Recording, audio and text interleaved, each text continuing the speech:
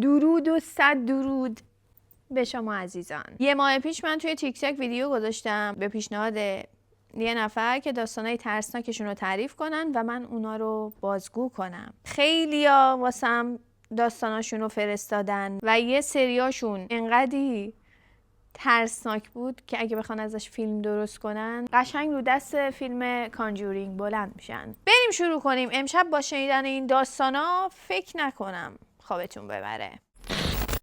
یکی از قسمت‌های فان تیک تاک خوندن اسمای پروفایلیه که واسه خودشون انتخاب میکنن. الان این داستان واسم پوست نارنگی که یونگی خوردش فرستاده. سلام، میخواستم یکی از اتفاقای ترسناک زندگیمو تعریف کنم. یه روز بابام گفت شب میرم بیرون کار دارم، تا ساعت 4 یا 5 میام خونه. منم گفتم امشب بشینیم فیلم ببینیم. مامانم گفت بیا اتاق ما پیش خواهرات با هم بخوابیم. منم گفتم نه، تو اتاق خودم میخوابم. من رفتم توی اتاقم یه دونه تلویزیون قدیمی داشتیم، از اونایی بود که تازه رنگی شده بودن. تلویزیونم که با ماهواره وصل بود و روشن کردم و اینکه تلویزیون میز نداشت، روی زمین بود. جامو درست 20 سانتی تلویزیون انداختم، نشستم تا ساعت 3 فیلم کمدی نگاه کردم. چراغ اتاقم هم روشن بود. فیلم که رفت تبلیغات گوشی رو برداشتم یکم توی اینستا چرخیدم. ساعت شد 4:30. وقتی ساعت رو دیدم گفتم الان بابا میاد میبینه، گفتم بخوابم. اول گوشی رو خاموش کردم. همین که تلویزیون رو خاموش کردم تصویر خواهر کوچیکم رو روی مانیتور به وضوح دیدم، در حالی که خواهرم توی اتاق مامانم خواب بود. زل زده بودم روی مانیتور، کاملا حسش میکردم. صدای نفس کشیدنش، صدای خرخری که خیلی واضح نبود و دستاش که روی بازوم بود کاملا سرد و یخی بود. از ترس جرأت برگشتن نداشتم، ولی بعد 2 دقیقه چرخیدم و یه سایه بلند سیاه رو دیدم که به سمت در رفت. بعد نشستم گریه کردم و خوابم برد. من این اتفاقو به هیچ کس نگفتم، ولی بعد 2 روز مامانم بهم گفت خواهرم یه چیزایی رو میبینه، یه چیزی شبیه خودش. میگفت خواهرم میگه وقتی میرم سرویس بهداشتی یکی موهامو به سمت بالا میکشه و ول میکنه و چند باری توی خونه خودش رو دیده که داره میره سمت اتاقای مختلف. من بعدش به مامانم اتفاقایی که برام افتاده بود و تعریف کردم. مامانم یه دعانویس پیدا کرد. روزی که من و خواهرم مدرسه بودیم دعانویس میاد خونمون. به گفته مامانم زمانی که پاشو از در پذیرایی میذاره میترسه و رنگش عین گچ میشه. بعد میشینه و به مامانم میگه 2 تا از دخترات دارن یه چیزایی رو میبینن. ایشون همه چی رو میدونستن، چون مامانم به هیچ کس حتی دعانویس نگفته بود که چه اتفاقی افتاده. ایشون گفتن یه چیزی شبیه دختر کوچیکت داره توی خونه میگرده و مامانم هم تایید میکنه. حالا ایشون چند تا دعا و طلسم مینویسن و بعد چند روز همه اونا ناپدید میشن.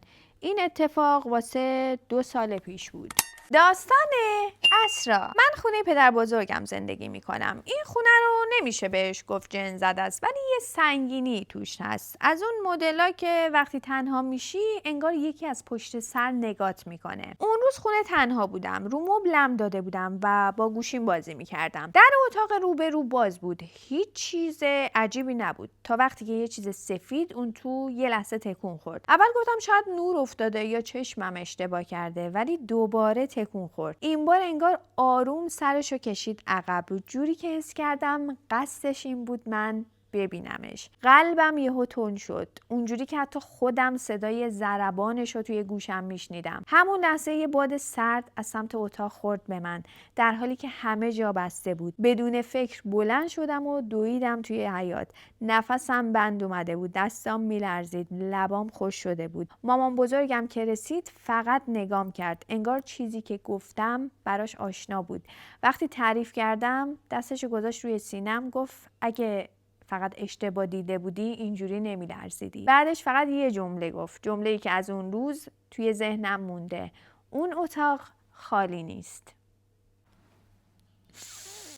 یکم موهای تنم سیخ شد. بچه من بهتون گفتم یه داستانایی بنویسید که مردم بترسن، نه من.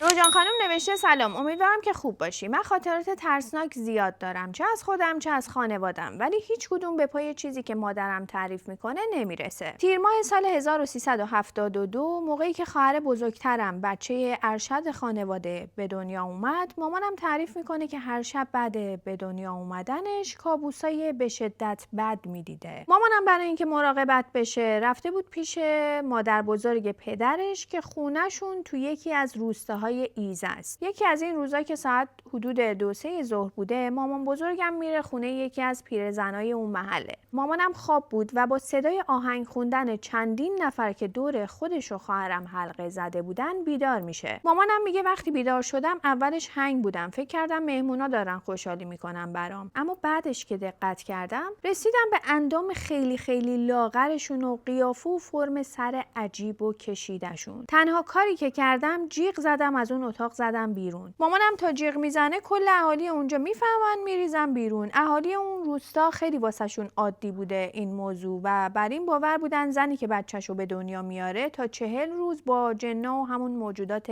عجیب دست و پنجه نرم میکنه و به نظرم این دیگه زیادیه. قبلا بچه بودم یه همچین داستانی رو شنیده بودم که میگن خانمایی که تازه بچه به دنیا آوردن یه سری اتفاقای دارک واسهشون میفته. نمیدونم تا چه حد صحت داره. اگه شما هم یه همچین اتفاقی واسه نزدیکاتون افتاده یا شنیدید میتونید داستانتون رو واسم بفرستین. داستان روزا. ما یه ویلایی توی نزدیکی فیلستان داریم. فصل پاییز بود. من و خانواده چند تا از دوستام و خود دوستام که خیلی صمیمی بودیم رفتیم اون ویلا. ویلا یه باغ پشتش داره که اون باغ هم واسه ما بود. ما وسایلمون رو از خونه برداشتیم رفتیم تو باغ. توی باغ یه کلبه آجریه که 2 طبقه است و طبقه بالا چوبی و پله‌های چوبی داره. این باغ از همون روز اول واسه من عادی نبود و احساس خوبی نداشتم. مامان بابام و مامان بابای دوستام طبقه پایین نشسته بودن. ما هم تصمیم گرفتیم بریم طبقه بالا احضار روح انجام بدیم. واقعا این چه تفریحیه که واسه خودتون انتخاب میکنید.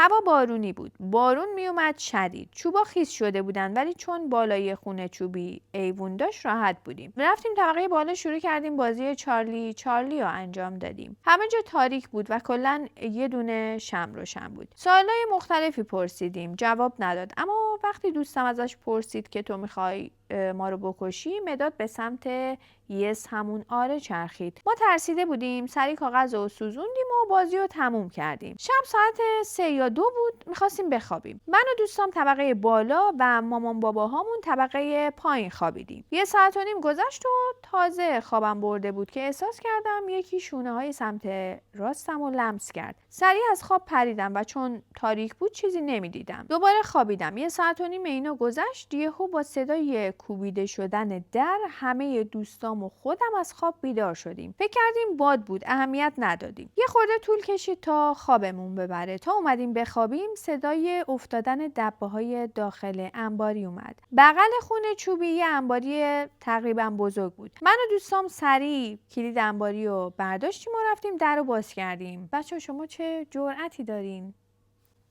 من موندم. دیدیم دبه‌ها روی زمینن و با رنگ قرمز که خیلی شبیه خون بود به انگلیسی نوشته شده بود من میخوام بکشمت. سریع مامان باباهامون رو صدا کردیم، اومدن دیدن، ولی وقتی رسیدن تمام دبه‌ها سر جاش بود و هیچ نوشته‌ای نبود. ما اون باغو فروختیم و امیدوارم صاحب الانش حالش خوب باشه.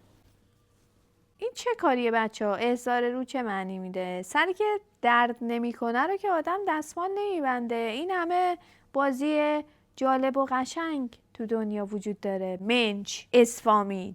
والا واسه خودتون درد سر میتراشین.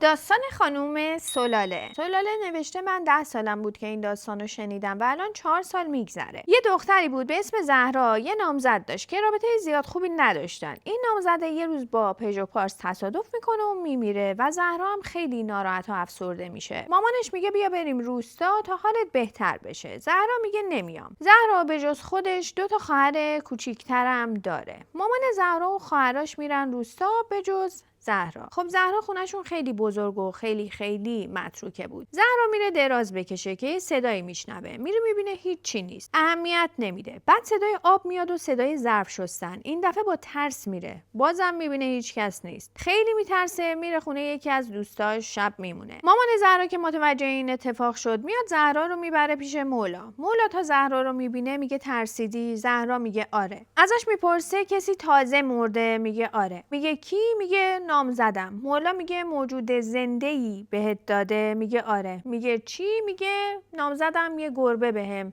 هدیه داده بود و مولا بهش گفته که روح نامزد توی گربه هست. و تا زهرا این قضیه رو فهمید گربه رو گذاشت واسه فروش. اما میدونی ماجرا کجا ترسناک میشه؟ این که گربه تا الان به فروش نرفته. یعنی 4 ساله کسی این گربه رو نخریده. داستان عجیبی بود. این دخترمون که داستانشو فرستاده اسمش معلوم نیست. نوشته سلام، شاید داستان من زیاد ترسناک نباشه ولی ممنون میشم بذاریدش. ممنون از تو که داستانتو واسم فرستادی. من قرار بود یه شب خونه پدر بزرگم بمونم. از قضا شنیده بودم خونه پدر بزرگم بعد از فوتش جن داره. به خاطر اون میترسیدم شب اونجا بمونم. خب خلاصه من شب اونجا موندم تا شب همه چی اوکی بود. بعد از ساعت 1:30 حس کردم تو اتاق یکی داره نگام میکنه. منم گفتم شاید دارم توهم میزنم، ولی خب از آشپزخونه صدای پچ پچ می اومد. بعد انگار یکی داره با لیوان بازی میکنه. خلاصه من خودمو با گوشی سرگرم کردم تا یادم بره. بعد دیدم زنداییم داره تو اتاق با یکی حرف میزنه. خیلی برام جالب بود. فکر کردم داره با گوشی حرف میزنه. خلاصه اون شب گذشت. فرداش داشتم میرفتم تو آشپزخونه، یهو دیدم زنداییم داره با مامانم حرف میزنه. گفت که من اون شب داشتم با جن حرف میزدم و بهش گفتم یه امشبو اذیت نکن. من بعد از شنیدن این حرف ترس کل وجودمو گرفت. از اون شب به بعد شبا خوابم نمیبرد. حس میکردم یکی همه جا باهامه. بعد از اون شب مامانم رفت واسم دعا کرد تا الان یکم بهتر شدم. نمیدونم، حالا بعضی از مکانا واقعا یه حس سنگینی داره. منم یه بار یه شب خونه یکی از فامیلامون خوابیده بودم. بعد حالا نمیدونم آدم تو تاریکی چشاش توهم میزنه یا چی، حس کردم یه سایه‌ای از رو دیوار رد شد. کلا اصلا فضای خونش خیلی سنگین بود. بعد فردا پا شدم، اصلا میخواستم بگم شاید حالا خواهرم یا دختر داییم هم همچین چیزی رو تجربه کرده باشن و اونا هم گفتن آره یه حس سنگینی داشتن شب قبل. من همیشه توی حال پذیرایی تنها میخوابیدم. یه شب قبل از خواب داشتم تمرین باز کردن چشم سوم انجام میدادم. بعد که میخواستم بخوابم احساس سنگینی کردم. بعد صلوات فرستادم که یه صدای خیلی بلند دویدن و خنده بلند شنیدم. تا حالا نمیدونم این چی بود. شاید از تمرین باز کردن چشم سوم بوده. من زیاد توی این قضیه اینجوری حرفه‌ای نیستم، ولی خب شنیدم باز کردن چشم سوم یه مرحله هایی داره که شما میتونید موجوداتی که هر کسی نمیتونه ببینه رو ببینید. حالا نمیدونم تا چقدر صحت داره. اگه شما این تمرین رو انجام دادین و چیز غیر طبیعی و ماورایی دیدین واسم بنویسید. اگه اشتباه نکنم اسمش ستوریه. نوشته من میخوام داستانم واسهتون بگم، خواهش میکنم توی ویدیوتون بگین، میخوام همه از این با خبر بشن. من یه دختری هستم که خیلی به چیزای ترسناک علاقه ندارم، ولی وقتی 10 سالم بود توی مجتمع زندگی میکردم که یه روز یکی از همسایه های ما 2 پسر نوجوان آورد تا چای خونه رو پاک کنن. این 2 نفر 8 ساعت داخل چاه بودن. همه فکر کردن دارن کار میکنن ولی اونا اونجا مرده بودن. مثل اینکه بیهوش شده بودن، افتاده بودن تو آب و خفه شده بودن. وقتی موقع ناهار شد هر چقدر صدا زدن دیدن بالا نمیان. بعد نیم ساعت به پلیس و آمبولانس زنگ زدن و وقتی این 2 نفر آوردن بیرون جای زخم خیلی بدی روی بدنشون بود. همه میگفتن شاید با سنگایی که توی آب بودن اینطوری شدن، ولی اون زخما خیلی خیلی بد بود. وقتی یه هفته از مرگشون گذشت اونا اومدن تو خواب همون صابخونه‌ای که داشتن تو خونهشون کار میکردن و مثل اینکه گفته بودن چاه شما خیلی وحشتناکه، داخلش خیلی سیاهه، شما نباید از اون چاه استفاده کنید. اما صابخونه جدی نگرفت. چند بار دیگه هم تو خوابش اومدن. بعد 1 سال همه خانواده از اون خونه میترسیدن و مریض شدن و یکی یکی جون خودشونو از دست دادن تا اینکه همه مردن به جز پسر کوچیکه که اونم توی خونه خودش به قتل رسید، ولی کسی وارد خونه خونش نشده بود. خیلی تحقیق کردن اما چیزی پیدا نکردن. زخم بدن پسر کوچیکه مثل زخمای اون دوتا پسر نوجوان بود و تا حالا نفهمیدن که قضیه چی بوده. به نظرم میشه از این یه فیلم چند قسمتی ترسناک خیلی پرطرفدار در آورد. داستان جالبی بود. سلام، اسم من ریحانه است و 16 سالمه. داستان برمیگرده به 4-5 ماه پیش. یه شب از خواب پریدم، دیدم خواهرم توی تاریکی زل زده بهم. یه نفس راحت کشیدم و نگاهمو ازش گرفتم. گفتم دیوونه، ترسیدم. اما چند دقیقه گذشت و خواهرم همونجا وایساده بود و نگام میکرد. نگاش کردم، چشاش قرمز بود. رفت سمت در و قفل کرد. بهش گفتم چرا نمیخوابی؟ که یهو خواهرم از طبقه پایین گفت ریحان، با کی داری حرف میزنی؟ دیوونه شدی؟ اونی هم که تو اتاقم بود همینجور بهم زل زده بود.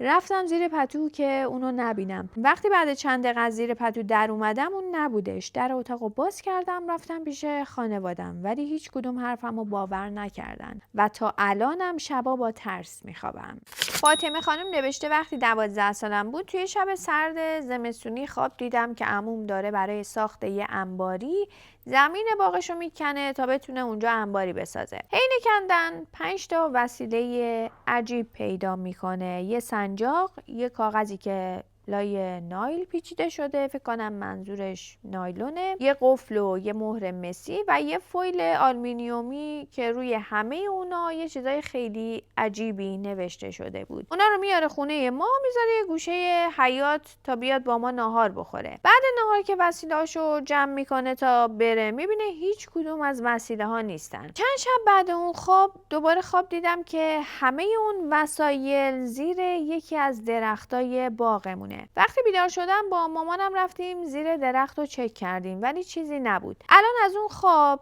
2 سال میگذره. عجیبش اینجاست که پارسال لای یکی از کمدای خونمون سنجاق و مهر مسی و کاغذ پیدا کردیم و هنوز موفق به پیدا کردن قفل و فویل آلومینیومی نشدیم.